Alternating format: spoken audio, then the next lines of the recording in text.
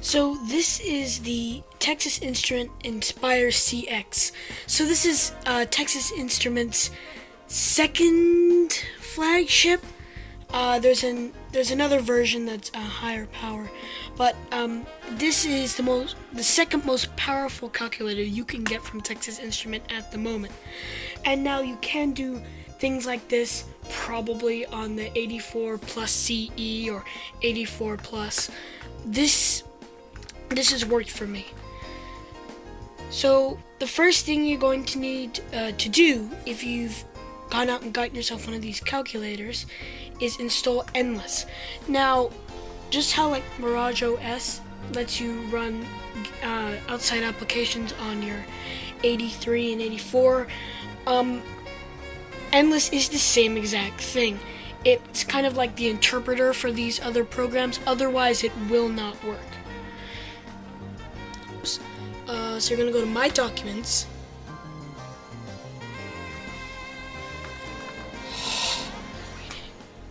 Alright, so I made a folder called Endless, so it's inside Endless.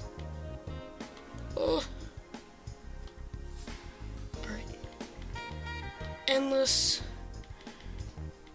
installers. Every time you completely shut your calculator off and turn it back on, or it's been in wake mode for a while like this one has been, you're going to have to reinstall Endless. So let's just go ahead and do that. A few moments later.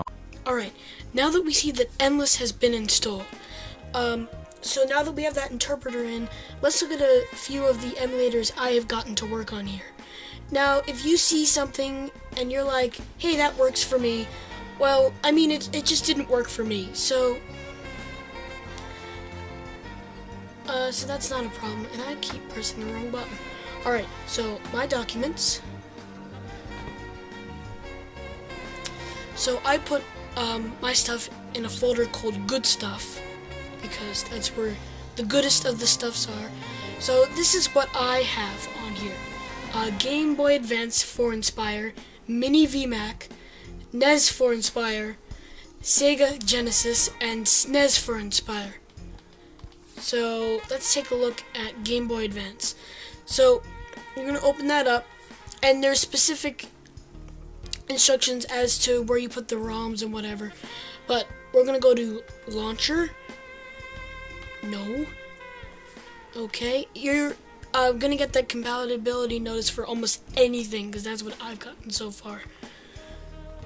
So you just have to kind of figure out which of these buttons works. So Good Stuff, and it's trial and error. See, that works. Game Boy Advance. And can we click on that? There we go. So, as you've probably guessed so far, this is Sonic Advance. So, I think we can skip this intro.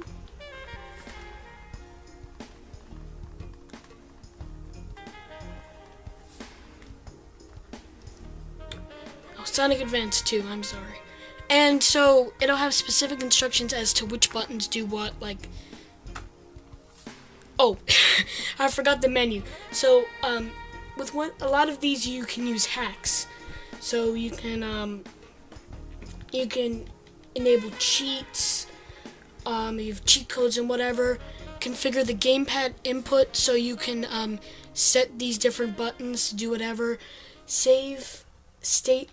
And then the most important for me so far has been graphics options, because without modifying this, some of these games run extremely slowly or just look horribly scaled. So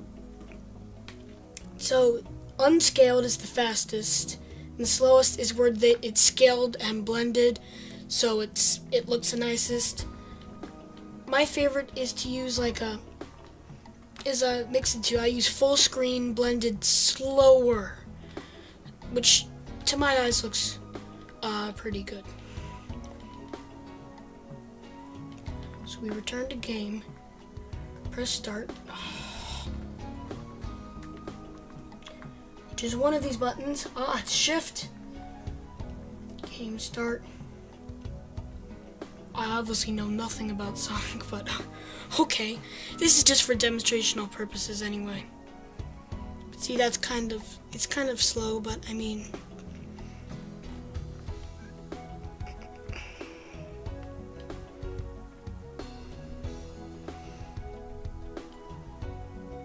so when you see this, you can jump and whatever. So that's all good. The next emulator we're going to take a look at is Mini VMac. So this is an emulator of like one of the early Macintoshes, like the original version. So we're going to load that.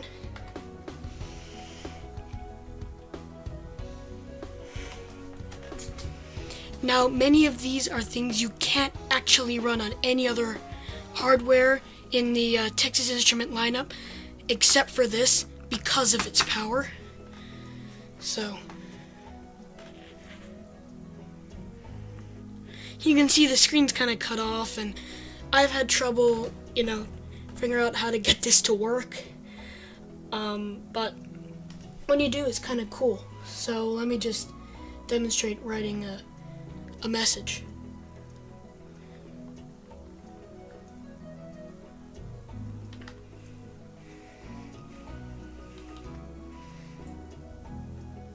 And you can see it's kind of slow because, emulation.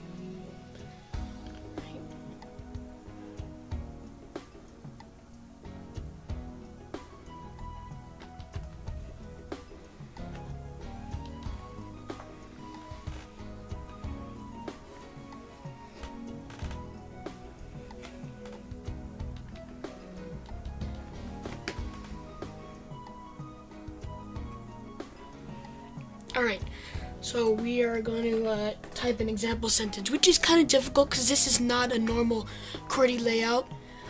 This is an A, B, C, D, E, F instead of Q, W, E, R, T, Y. So it's kind of tricky.